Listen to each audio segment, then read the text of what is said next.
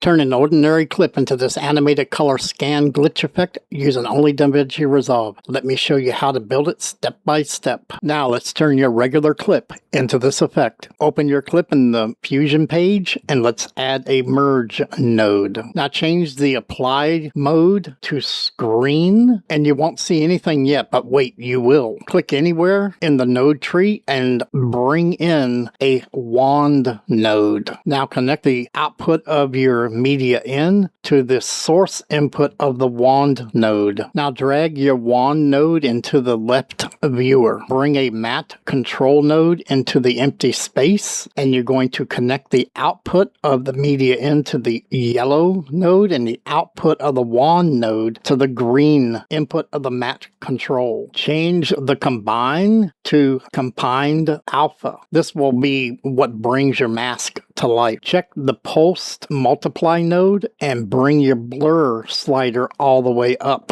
Now bring in a transform node and increase the size to about 3. Bring in a soft glow after the transform node. Now with the soft glow highlighted, you can now select and bring that into the first view. You can start to see that it's really starting to pop. Bring the glow size all the way up and connect the output to the merge node. And now as you can see, the effects start to appear, but the next adjustment is what makes it look polished. If you want, you can actually go over and open the color scale and you can add and or adjust the colors to your liking. Go over to the wand node and change the range to about 0.175. Now the effect is basically ready. You can change the size and range of any of this to suit your needs and taste for your video. We hope you got some use out of this tutorial, and please like this video, subscribe for more DaVinci Resolve tutorials, and I'll see you in the next one. Have a nice day.